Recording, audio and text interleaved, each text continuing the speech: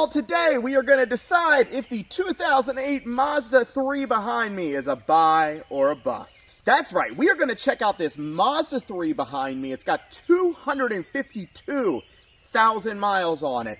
I completely forget about Mazda, but the last time I reviewed one, I was wildly impressed. I don't know if this 3 is going to hold up to the standard that the CX-5 that I reviewed before held, but we are going to check out everything about it. We're going to go around the outside, inside, check out the good, the bad, and the ugly on this Mazda 3. Walking around the outside here, I gotta say, I do like the styling of these little Mazdas. The biggest thing you're going to notice is paint fade. The clear coat is almost non-existent. Now, it didn't peel, but it is pretty much burnt off. This car has been outside most of its life. Another common problem is the front bumper on these. The clips have a tendency to pop out and they just kind of come loose. We actually just straightened it up on this one, but that is a common problem that you'll find on these cars. Biggest issue though so far is the paint. Now, as we go around the outside, I got to mention that we are in the Northeast and rust is common, and this car is no exception. We got around both wheel wells fair amount of rust started. Now, underneath is fairly clean, but I would always get it up on a lift and check it out if you were going to buy a used one. Trunk actually did not fade nearly as much as the hood and the roof did. The roof is obviously the worst there, but still not fresh paint. More rust on the wheel well on the passenger side. As we go back through, I noticed some of the rubber and things has definitely dried out around the doors and things like that. Not anything uncommon. Other than the paint, I feel like it held up fairly well, especially being in the Northeast, even with the rust, but it is not immune to some of those problems.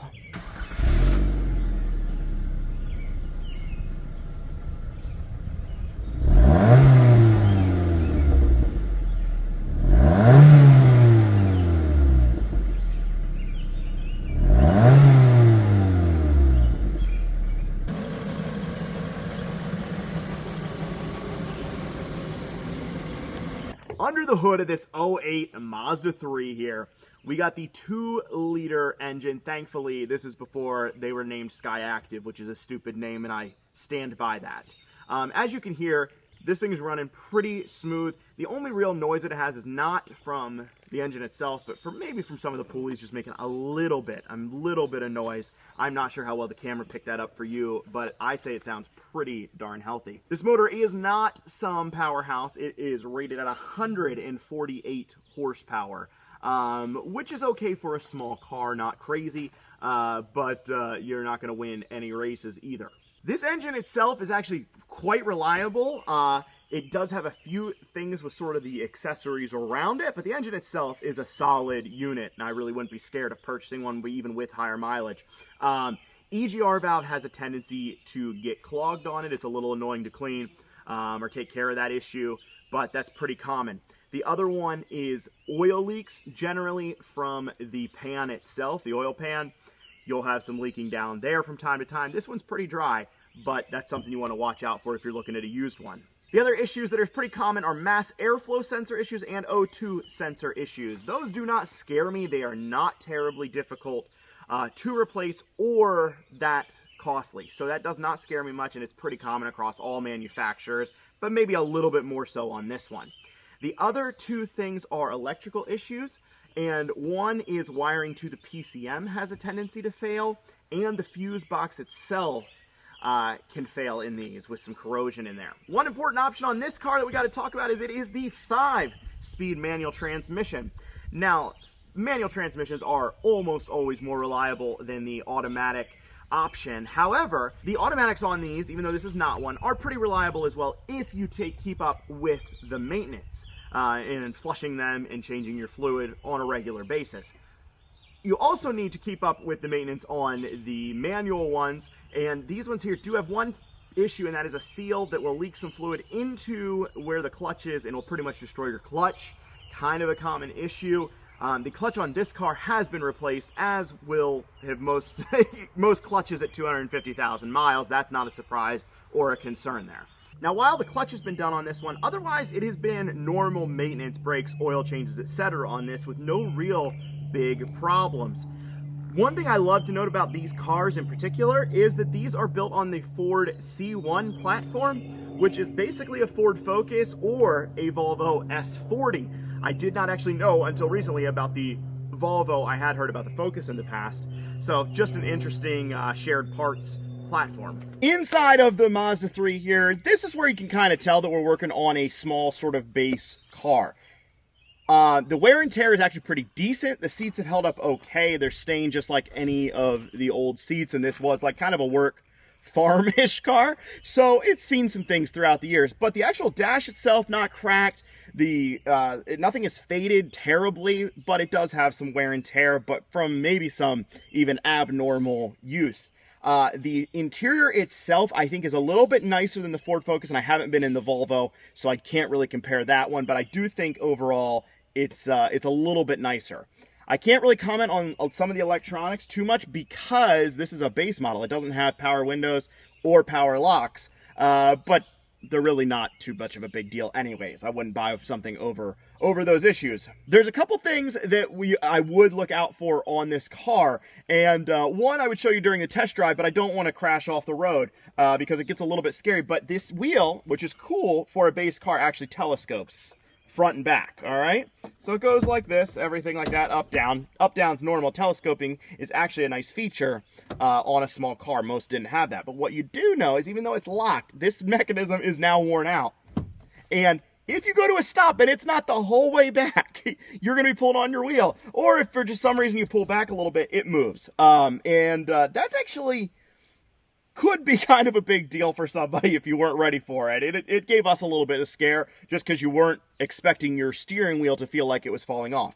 Other thing, and this is not actually terribly common on these, but is a problem on this car, and that is AC. AC is not working in this car right now. We do believe it is a pressure switch. We researched it a little bit, and that's what we think it is, which is not a huge deal. But AC problems are common across everybody, so not that scary to me. Everything else on the interior, I really feel like has worn either average or above average for cars of this size. I'm overall slightly impressed. Not overly impressed, but slightly impressed with how it's done, especially with 250,000 miles on it. In the back seat here, and right off the bat, I can tell you that it feels tight, but not necessarily in a bad way. So this seat is one of the most comfortable rear seats I've sat in a small car. It is formed to your body, fits well, everything like that is better than most cars. Most cars are like flat in the back seat, and it's just not a great place to sit, especially long term.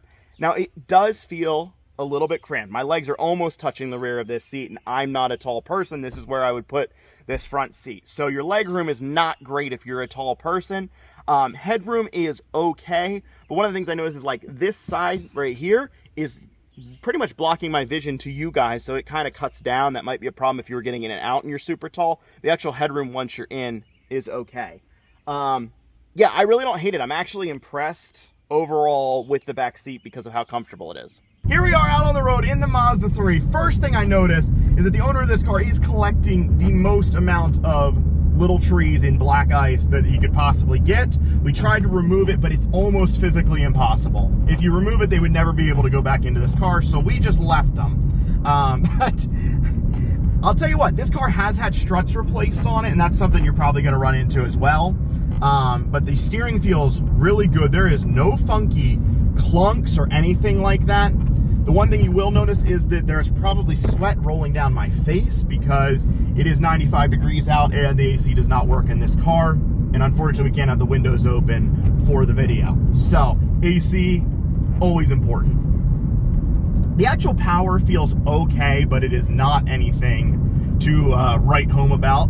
And that would be noticeable. But the trade-off you get for that low power is that this gets 38 miles to the gallon, even now. 250,000 miles. That's what it's rated for from the factory, and it still gets like 38 miles to the gallon out on the highway pretty easily. So an extreme fuel sipper, and I think absolutely in a small car, it is worth the trade-off to have that. A little bit more of a run there. Got cars coming at us, probably gonna crash. No, the power's okay. Power's okay. It's most noticeable like out on a highway when you're at higher speed, but just taking off sort of on a back road where we are here, power's fine. Power is fine. There is a few squeaks and things that as I've hit rougher bumps on the road here that I notice. The interior doesn't make a lot of noise, but I do hear a few little squeaks from stuff on the suspension, but nothing that I'm concerned about. One thing I do notice, there is definitely a feeling of maybe like a motor mount or something like that. There's just a little vibration in the car that you can feel. It's not terrible. I probably wouldn't even replace anything myself in a car with 250,000 miles, but it is apparent.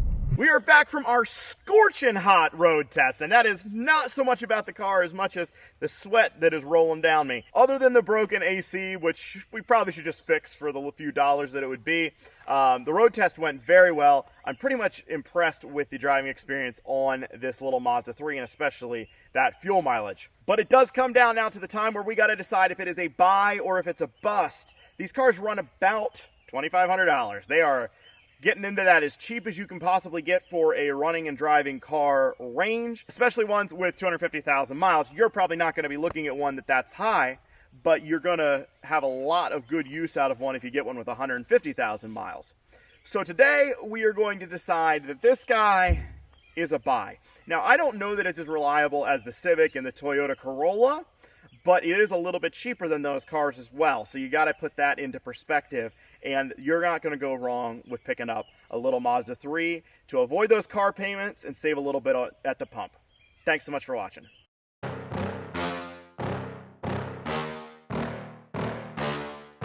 Yeah.